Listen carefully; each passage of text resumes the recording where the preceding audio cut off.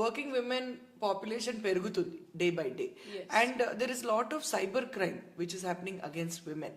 So ఈ cyber crime అంటే ఏంటి? సైబర్ క్రైమ్ అంటే ఇప్పుడు సైబర్ వరల్డ్ లో అయ్యే క్రైమ్ అగేన్స్ట్ ఉమెన్ ఏం అఫెన్సెస్ చోటు చేసుకుంటున్నాయి అని ఒక ఎగ్జాంపుల్ ఇవ్వాలంటే సింపుల్ గా ఇప్పుడు స్టాకింగ్ చేస్తుంటారు ఆన్లైన్ లో. లేక స్టాకింగ్ అంటే ఏంటి అంటే నేను ఎందుకు అడుగుతున్నానంటే, స్టాకింగ్ అంటే ఇన్స్టాలో ఎప్పుడు ఆన్లైన్ ఉంటున్నారు, ఇదంతా స్టాక్ చేయడం విత్ మ్యాలిఫైడ్ ఇంటెన్షన్స్, వాళ్ళని ఏదో రకంగా హెరాస్ చేయడానికి, అంటే వాళ్ళు లేకపోతే భయం పెట్టడానికి, వెంటపడడం. ఇప్పుడు ఫిజికల్ వరల్డ్ లో వెంటపడడం ఏమో వెనకాల ఫాలో అవ్వడము, అలా వాళ్ళు ఎక్కడికి వెళ్తున్నారో గమనించడము, అట్లా వెనకాలే ఉండటం, అదొక రకమైన భయం క్రియేట్ చేస్తుంది మనకి, విచ్ యూస్ టు హ్యాపెన్ ఎక్కువ మన మదర్ జనరేషన్ అలా చూస్తే ఇయర్స్ బ్యాక్ ఎక్కువ అలా కాలేజ్ అమ్మాయిల్ని ఫాలో అవడం కానీ అలా అయ్యింది.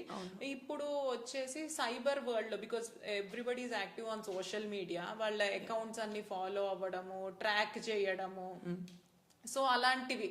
అది ఇప్పుడు వాళ్ళ ఫొటోస్ పెడితే ఈ ఫోటోలో బాగున్నావు అన్నెసరీ కామెంట్స్ పెట్టడము, కొన్నిసార్లు ఏంటంటే హర్ట్ చేసేటట్టు కావాలని కామెంట్స్ పెట్టడం, వేరే వాళ్ళతో పెట్టించడము, ఇలాంటివి రకరకాలవన్నీ దీనిలోకి వస్తాయి అనమాట.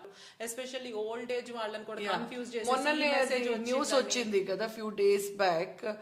Secunderabad lo one old very senior citizen, I think SBI bank, they kind of took the whole case in their hand and they saved him. He's a doctor, senior citizen, and he almost wanted, అంటే ఆయన online transaction కూడా ready అయిపోయారు, అంటే అంత ఒత్తిడి ఉండింది ఆయనకు. అలానే అంటే వాళ్ళు టైం ఇవ్వరు, టైం ఇవ్వకుండా మీకు బ్యాంకు నుంచి కాల్ వచ్చింది, లేకపోతే ఇన్సూరెన్స్ నుంచి కాల్ వచ్చింది, మీరు మాకు జస్ట్ ఓటీపీ చెప్పండి, లేకపోతే మీ అకౌంట్ ఏదో అయిపోతుంది, ఇప్పుడు మీ ఉన్న డబ్బులు పోతాయి, మేము బ్యాంక్ నుంచి చేస్తున్నాం అని చెప్పి అలా చేయడం వల్ల ఏంటంటే సీనియర్ సిటిజన్స్ ఎస్పెషల్లీ వాళ్ళకి అవేర్నెస్ తక్కువ ఉంటది కాబట్టి ఇంట్లో ఉండడం వల్ల అలా వీటికి ట్రాప్ లో పడతారనమాట.